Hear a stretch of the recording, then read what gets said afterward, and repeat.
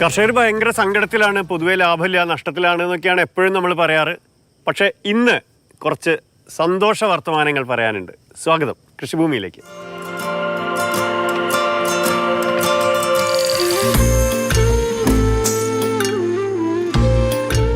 പാലക്കാട് ജില്ലയിൽ നല്ലേപ്പുള്ളി ഉള്ള കറുത്തയെടുത്ത് കളത്തിലാണ് നമ്മളുള്ളത്.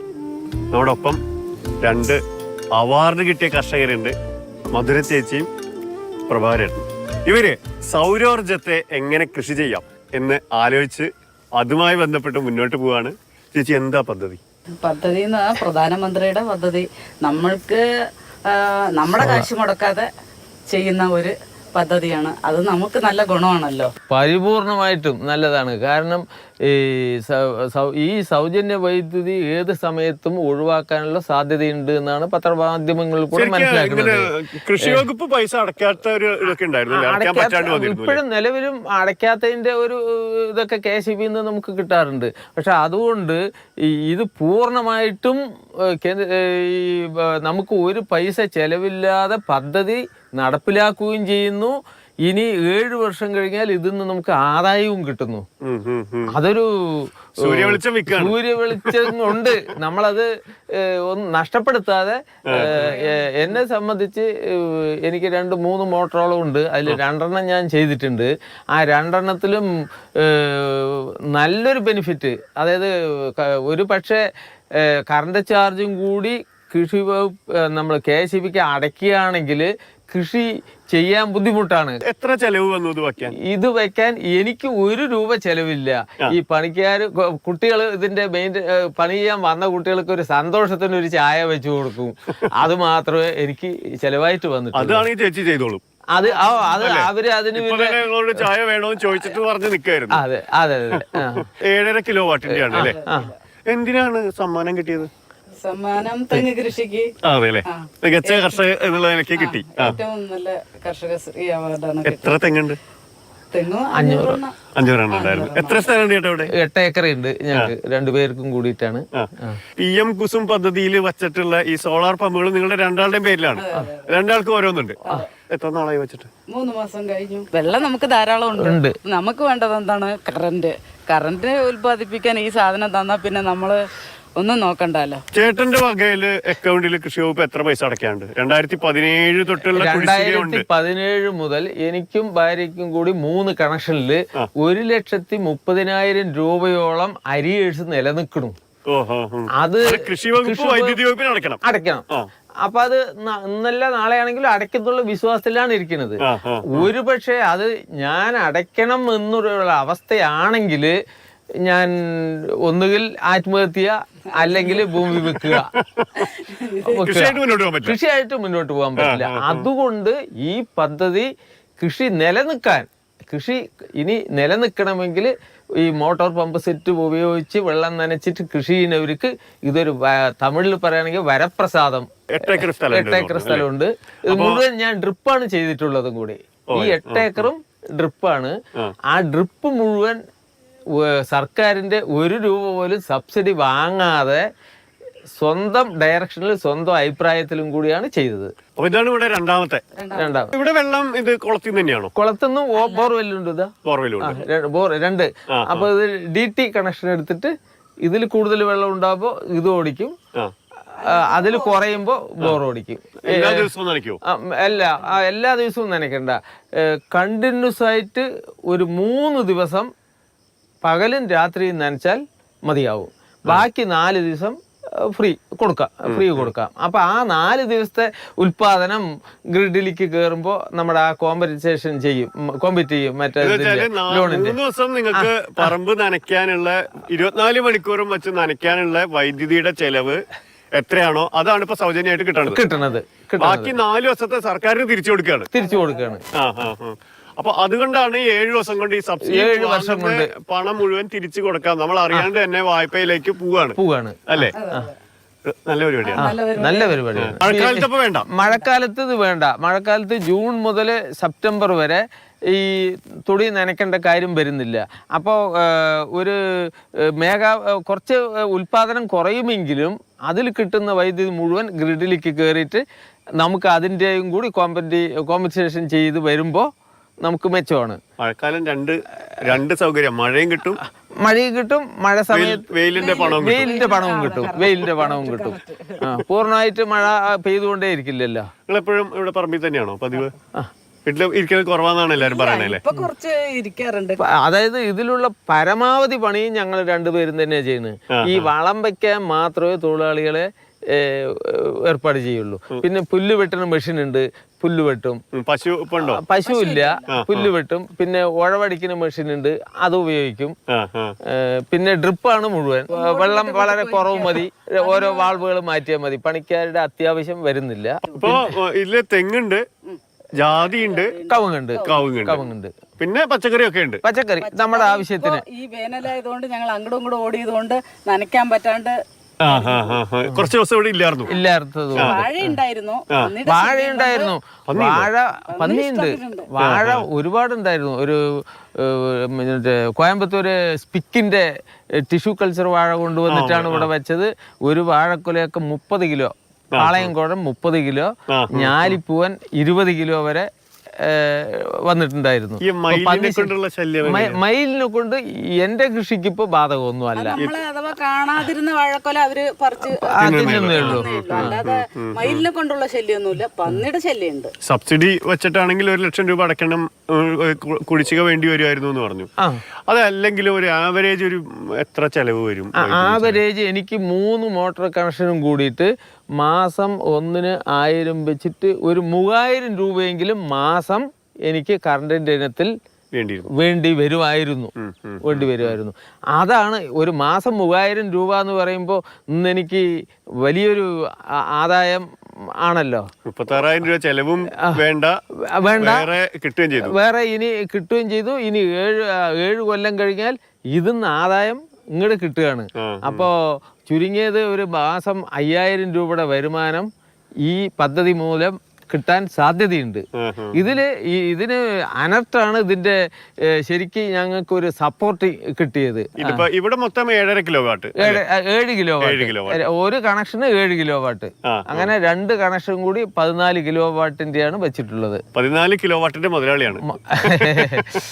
ഇതിപ്പോ നെൽവയൽ വരുന്നതിനേക്കാളും മുമ്പേ തന്നെ നിങ്ങൾ ഇതൊക്കെ ചെയ്തതാണ്. എത്ര കൊല്ലം? 10-25 വർഷം, 25 വർഷം മുമ്പ് തന്നെ ഞാൻ തെങ്ങ് പ്ലാന്റ് ചെയ്തു. അതിനുശേഷം കുറച്ച് ജാതി പ്ലാന്റ് ചെയ്തു. ഇപ്പോ അടുത്ത ഒരു 3 കൊല്ലത്തിനാല് ഇങ്ങോട്ടാണ് ഇപ്പോ കവുങ്ങ് പ്ലാന്റ് ചെയ്തത്. നെല്ല് വയലായിരുന്നു പോകുന്നുണ്ടെങ്കിൽ എന്താവുമായിരുന്നു? ഒന്നെങ്കിൽ വിറ്റിട്ട് പോകണം, അല്ലെങ്കിൽ എല്ലാവരും ചെയ്യണ പോലെ കർഷകരിപ്പോ അത് തന്നെ രക്ഷ. അപ്പൊ ഇത് മാറ്റിയോണ്ട് ലാഭമുണ്ട്. ലാഭം ഉണ്ടോ ഇല്ലയോ എന്നില്ല, ജീവിക്കാറായി, സമാധാനമായി. കാരണം ഇതിന്റെ പിന്നാലെ ഓടണ്ട. ഇടവള കൃഷിയായിരുന്നു വാഴ. ആ വാഴ ഇപ്പൊ പന്നിയുടെ ശല്യം കാരണം വാഴ ചെയ്യാൻ പറ്റത്തില്ല. ഫലത്തിൽ അപ്പൊ ഇങ്ങനത്തെ ഒരു പ്രോജക്ട് മുമ്പേ നടപ്പാക്കണമെന്നായിരുന്നു ഇപ്പൊ തോന്നണല്ലേ? തീർച്ചയായിട്ടും. ഞാനിത് 5 വർഷം മുമ്പ് ഈ പദ്ധതി തുടങ്ങിയതിന്റെ പിന്നാലെ ഞാൻ ഇത് ചെയ്യാനുള്ള താല്പര്യം എടുത്തിട്ട് പോയിക്കൊണ്ടിരുന്നു. പല സാങ്കേതിക തടസ്സങ്ങൾ കാരണം വൈകി ഇപ്പോഴാണിത് നടപ്പിലാക്കാൻ കഴിഞ്ഞത്. പറഞ്ഞത് എറണാകുളം, തൃശ്ശൂര്, പാലക്കാട്, മലപ്പുറം, കാസർഗോഡ്, ഈ 5 ജില്ലകളിൽ നടപ്പാക്കണ്ടെന്നാ പറഞ്ഞു. തീർച്ചയായിട്ടും. ഇത് എൻ്റെ വ്യക്തിപരമായ അഭിപ്രായം പറയുകയാണെങ്കിൽ കേരളത്തിലെ മുഴുവൻ കർഷകരും ഇലക്ട്രിസിറ്റി ഉപയോഗിച്ച് പമ്പ് ചെയ്ത് വെള്ളം ഉപയോഗിക്കുന്ന കർഷകർ മുഴുവൻ ഈ പദ്ധതി നടപ്പിലാക്കുകയാണെങ്കിൽ കേരള സർക്കാരിന് തന്നെ വലിയൊരു ധനലാഭം കിട്ടും. സർക്കാർ തലത്തു നിന്നും അനർട്ട് എന്നുള്ള ഏജൻസി ഉണ്ടല്ലോ, അവരും ഇതിന് കൂടുതൽ താല്പര്യം എടുത്ത് മുഴുവൻ കർഷകരിലേക്ക് ഈ വിഷയം എത്തിച്ചിട്ട് അവരെ കൊണ്ട് ചെയ്യിപ്പിച്ചാൽ സാമ്പത്തികമായിട്ട് കർഷകനും ആദായം, സർക്കാരിനും ആദായം, KICBക്കും.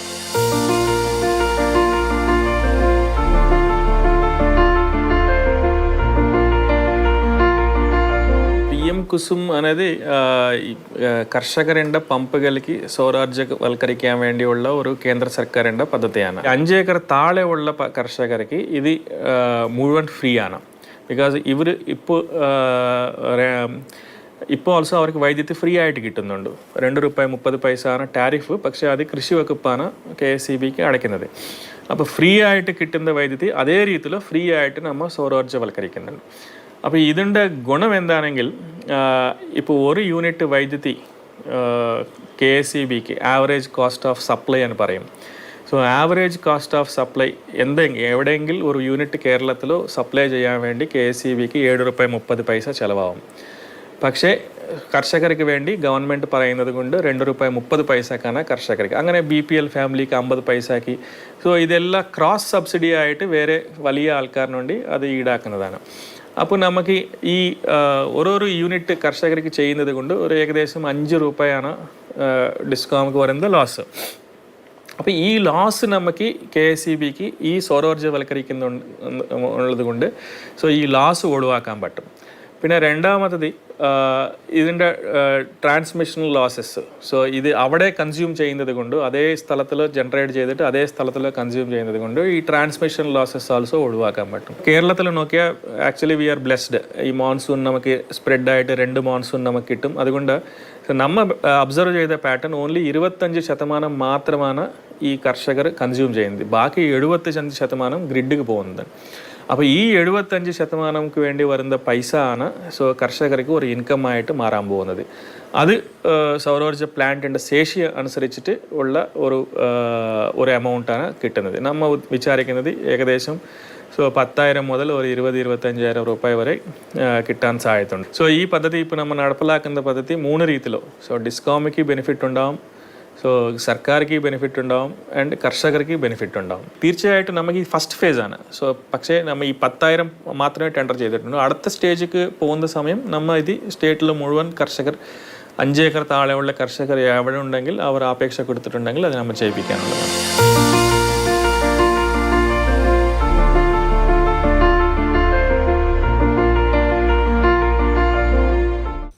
ലക്ഷം മുഖത്ത് സന്തോഷം വരാൻ പോവാ അല്ലേ?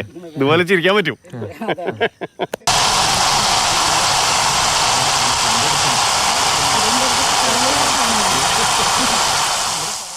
ഇത് എല്ലാ കൊല്ലം പറ്റാറുണ്ടോ? ഇല്ല, ഇപ്പൊ ഒരു 3 വർഷത്തെ മഴ കുറവായില്ലേ? മഴ കുറവായതിനു ശേഷമാണ് ഈ പരിസരത്തും ഇവിടെയുള്ള കിണറും എല്ലാം പറ്റാൻ കാരണം. അല്ലെങ്കിൽ ഇതൊന്നും പറ്റിയിട്ടേ ഇല്ല. ഏത് വേനൽക്കാലത്ത് ഇവിടെയുള്ള കുളോ കിണറോ ഒന്നും പറ്റിയിട്ടില്ല. ഇപ്പൊ ഒരു 3 വർഷമായിട്ടാണ് മഴന്റെ വെള്ളം കുറവ് എല്ലാവരും മഴ ഇപ്രാവശ്യം തീരെ മഴയില്ല. അതിന്റെ മുമ്പത്തെയും വർഷമൊക്കെ ഇല്ല. മഴ കുറവായതുകൊണ്ട് കിണറിൽ വെള്ളമില്ല.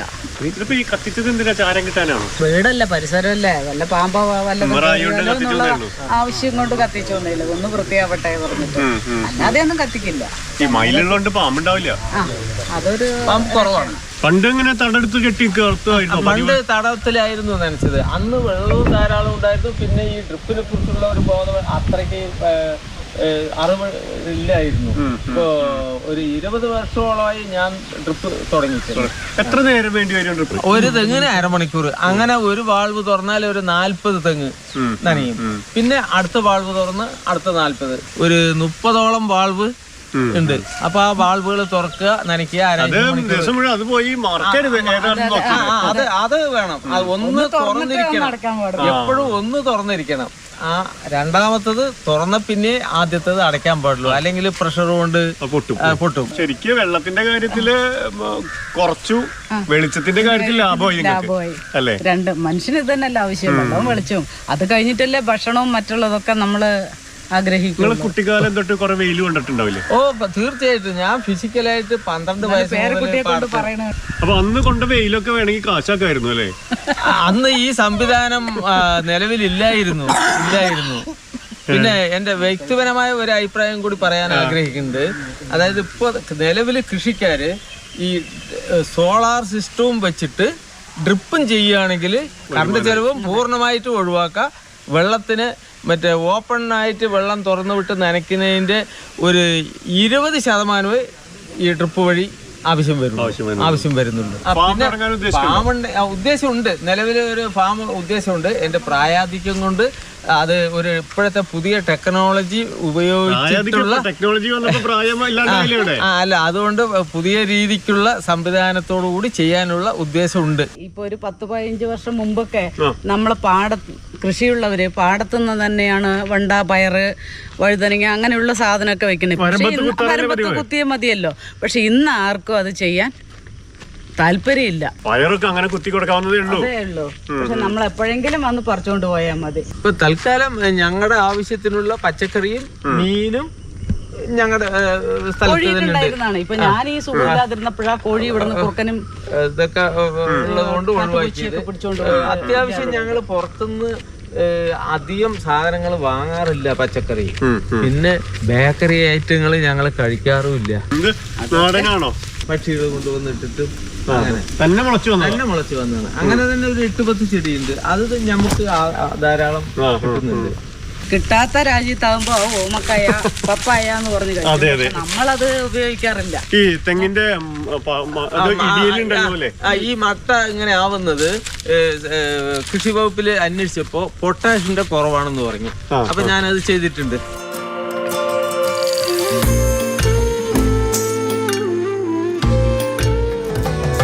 നമ്മുടെ കർഷകർ നേരിടുന്ന ഏറ്റവും വലിയ പ്രശ്നങ്ങളിൽ ഒന്ന് അത് സംഭരണത്തിൻ്റെതാണ്. ആവശ്യത്തിന് കോൾഡ് സ്റ്റോറേജുകൾ ഇല്ല എന്ന പ്രശ്നത്തിനു കൂടി പരിഹാരം കണ്ടെത്തുകയാണ് അനർട്ട്. കമ്പാലത്തറ പാലക്കാടിന്റെ ഈ ഭാഗത്തുള്ള കുറേ ഗ്രാമങ്ങളിൽ നിന്നുമുള്ള പച്ചക്കറികളൊക്കെ ഇവിടേക്ക് എത്തിക്കാൻ പറ്റുന്ന ഒരു സ്ഥലമാണ്. പോരാത്തതിന് നിങ്ങൾക്ക് ഫാമുണ്ട്. ഞങ്ങൾക്ക് ഫാമുണ്ട്. തക്കാളിയുണ്ട്, കുക്കുംബറുണ്ട്, പച്ചക്കറികളുണ്ട്. എല്ലാതരം പച്ചക്കറികളും ചെയ്തുകൊണ്ടിരിക്കുന്നത് സഹകരണ സംഘം ഇൻഡസ്ട്രിയലിന്റെ കീഴിൽ ചെയ്തതാണ്. ഈ ഫാമിങ്ങിന് വേണ്ടിയിട്ട് കൃഷ്ണൻകുട്ടിയേട്ടൻ ഈ ഭാഗത്തൊക്കെ ആയിട്ട് ഇറങ്ങി നടക്കാറുണ്ട് അല്ലേ? കൃഷ്ണൻകുട്ടിയേട്ടൻ തുടങ്ങിയതാണ് ഈ സ്ഥാപനം. വരും മന്ത്രിയായപ്പോൾ മുരുകദാസാണ് ഇപ്പൊ പ്രസിഡന്റ്. ഞാൻ ഈ സ്ഥാപനത്തിന്റെ ഒരു ഡയറക്ടർ പറയാറുണ്ട്, പുതിയ ടെക്നോളജി വേണം പറഞ്ഞിട്ട്. ഒരു 100% അത് വിട്ട് അയാളെ കളിയില്ല. ഇതിപ്പോ ഇങ്ങനെ ഒരു കോൾഡ് സ്റ്റോറേജ് വരുമ്പോൾ ഒരു ഗുണം എന്താ ശരിക്കും? ചില ഞങ്ങളിവിടെ പച്ചക്കറി പറിച്ച് ഗോഡൗണിൽ വെക്കും. ഗോഡൗണിൽ വെച്ച് അന്ന് വിറ്റില്ലെങ്കിൽ ചില സാധനങ്ങളൊക്കെ പിറ്റേ ദിവസം നമ്മൾ കളയേണ്ടി വരും. അങ്ങനെയുള്ള സാധനങ്ങൾ നമ്മൾ 2 ദിവസം എടുത്ത് വെക്കുകയാണെങ്കിൽ നമുക്ക് മാർക്കറ്റ് കിട്ടും. മാർക്കറ്റിനനുസരിച്ച് നമുക്ക് വിൽക്കാൻ പറ്റും. അപ്പോൾ കൃഷിക്കാർ ഇവിടെ കൊണ്ട് വെക്കുകയാണെന്ന് വെച്ചാൽ അവർക്കും കൂടെ ലാഭം കിട്ടും. പച്ചക്കറിക്കാർ ഈ കച്ചവടക്കാരുണ്ട്, അവരിതുമാതിരി ലോക്കൽ വാങ്ങിച്ചിട്ട് 2 ദിവസം കഴിഞ്ഞാൽ അത് നഷ്ടം വരുമ്പോൾ പാതയിൽ വലിച്ചെറിയാണ്. അവർ വാങ്ങിയ സാധനം തന്നെ 100 രൂപയ്ക്ക് വാങ്ങിയ സാധനം 60 രൂപയ്ക്ക് വിൽക്കും. ആ വരുമ്പോൾ അവന് 40 രൂപ നഷ്ടമാണ്. ആ 100 രൂപയ്ക്ക് ഉള്ള മാർക്കറ്റ് വിലയുള്ള സാധനം പിറ്റേ ദിവസം വരെ എടുത്ത് 2 ദിവസം വെച്ചാൽ 200 വിൽക്കാൻ പറ്റും.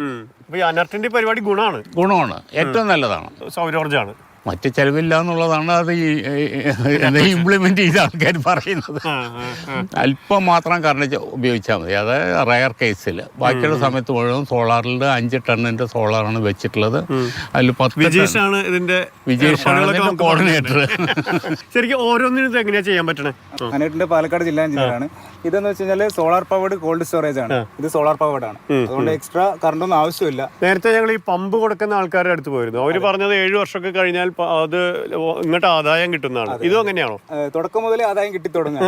എന്താണെന്ന് വെച്ച് കഴിഞ്ഞാൽ ഇത് അനേറ്റിന്റെ പ്ലാൻ ഫണ്ട് ഉപയോഗിച്ചിട്ടാണ് സിസ്റ്റം ചെയ്തിരിക്കുന്നത്. ഇത് എല്ലാത്തിനും ഒരേ രീതിയാണ്. എന്താ ഏർപ്പാട്? നമ്മളിപ്പോൾ ഏതിപ്പോ തക്കാളിയാണ് സ്റ്റോർ ചെയ്യുന്നതെങ്കിൽ തക്കാളി ഐറ്റം സെലക്ട് ചെയ്യാം. നമുക്ക് ആപ്പ് വെച്ചിട്ട് ഇത് കൺട്രോൾ ചെയ്യാൻ പറ്റും. ഒരു മൊബൈൽ ആപ്ലിക്കേഷൻ വെച്ചിട്ട്, അത് ആൻഡ്രോയിഡ് ആപ്ലിക്കേഷൻ വെച്ചിട്ട് തക്കാളി ആണെങ്കിൽ തക്കാളി സെലക്ട് ചെയ്യുക, എത്ര ക്വാണ്ടിറ്റി ആണെന്നുള്ളത്. ഇപ്പോൾ തക്കാളി ടൊമാറ്റോ സെലക്ട് ചെയ്തു, ഒരു 500 kg ആണെങ്കിൽ 500 kg സെലക്ട് ചെയ്തിട്ട് ഇതിനുള്ളിൽ സ്റ്റോർ ചെയ്ത് കഴിഞ്ഞാൽ ഓട്ടോമാറ്റിക്കലി സിസ്റ്റം അതിലേക്ക് വരും. അതായത് അതിന് വേണ്ട കണ്ടീഷൻസ് മാക്സിമം yield കിട്ടുന്ന രീതിയിൽ അത് സെറ്റ് ചെയ്യും. ടെമ്പറേച്ചർ, ഹ്യൂമിഡിറ്റി സെറ്റ് ചെയ്യും. 1 വീക്ക് വരെ കേടുകൂടാതെ ഇരിക്കും. നമുക്കത് ആക്ച്വലി ഇതിന്റെ വോളിയം എന്ന് പറയുന്നത് 10 മെട്രിക് ടൺ ആണ്. 10 മെട്രിക് ടൺ കപ്പാസിറ്റി ഉണ്ട്. അത്രയും സ്റ്റോർ ചെയ്യാം. പക്ഷെ നമുക്ക് മിക്സ് ചെയ്തിട്ടും സ്റ്റോർ ചെയ്യാം, അതല്ലെങ്കിൽ സിംഗിൾ ആയിട്ട് സ്റ്റോർ ചെയ്യാം. ഇപ്പൊ നമുക്ക് കുറച്ച് ക്വാണ്ടിറ്റി ഉള്ളെങ്കിൽ അതിൻ്റെ ഉള്ളിൽ ഒരു പ്ലാസ്റ്റിക് റാപ്പ് ഉണ്ട്, പോളിത്തീൻ ഷീറ്റ്, അത് കവർ ചെയ്തിട്ട് ആ കുറച്ച് ഏരിയയിൽ മാത്രം തണുപ്പിച്ച് നിർത്താം. അങ്ങനെയാണെങ്കിൽ ഒരേ സമയത്ത് തന്നെ തക്കാളി വെക്കാൻ പറ്റും, സ്പേസിന് ഭാഗത്തിന് അതിന്റെ ടെമ്പറേച്ചറും ഹ്യൂമിഡിറ്റി ഒക്കെ വെക്കാൻ പറ്റും. ഓട്ടോമാറ്റിക് അത് സെറ്റ്. അങ്ങനത്തെ കോൾഡ് സ്റ്റോറേജിൽ എത്ര ഡിഗ്രിയിലാണ് സാധാരണ വെക്കുക? 4 ഡിഗ്രി വരെ തണുപ്പിക്കാൻ പറ്റും. 4 ഡിഗ്രിയാണ് ഏറ്റവും ലോ ലെവല്. അതിൽ താഴേണ്ട ആവശ്യമില്ല. അതിൽ താഴ്ന്നു കഴിഞ്ഞാൽ ഐസ് പോയിന്റ് അതിന്റെ ആവശ്യമില്ല. 4 ഡിഗ്രി കീപ്പ് ചെയ്താൽ മതി. പാലക്കാട് നല്ല ചൂടുള്ള സാധനല്ലേ? മഴക്കാലത്ത് പോലും ഇവിടെ ചൂട് കൂടുതലാണ്. അപ്പോൾ ഈ സാധനം മഴക്കാലത്താണ് നമ്മൾ ഉപയോഗിക്കുന്നതെങ്കിൽ നമ്മൾ പോളി ഹൗസിലാണ് വെച്ചാൽ ഏത് സീസണിലും എടുക്കാം. മഴക്കാലത്ത് ഉപയോഗമുണ്ടാവും. മഴക്കാലം വേനൽക്കാലം എന്നില്ല. നമ്മൾക്ക് എപ്പോഴാണ് കേട് വരാനുള്ള സാധനം ഉള്ളത് പറഞ്ഞാൽ അതെടുത്ത് നമ്മൾ ഫ്രിഡ്ജിൽ വെക്കുന്ന മാതിരി വെച്ച് ഉപയോഗിക്കാം. ശരിക്കും അപ്പോൾ മുകളിൽ കത്തിക്കണ ആളാണ് ശരിക്കും സഹായിക്കുന്നത്. സൗരോർജം കർഷകരെ സഹായിക്കാനെത്തുകയാണ്. വെളിച്ചല്ലെങ്കിൽ, സൂര്യൻ ഉദിച്ചില്ലെങ്കിൽ കൃഷി ഉണ്ടാവില്ല എന്നാണ് പറഞ്ഞിരുന്നത്. സൂര്യൻ ഉദിച്ചില്ലെങ്കിൽ, അല്ലെങ്കിൽ പതിക്കുന്ന സൂര്യരശ്മികൾ ഓരോന്നും ആദായകരമാവുന്നത് എങ്ങനെ എന്ന് കാണിച്ചു തരികയാണ് അനർട്ട് കർഷകർക്കൊപ്പം നിന്നുകൊണ്ട്.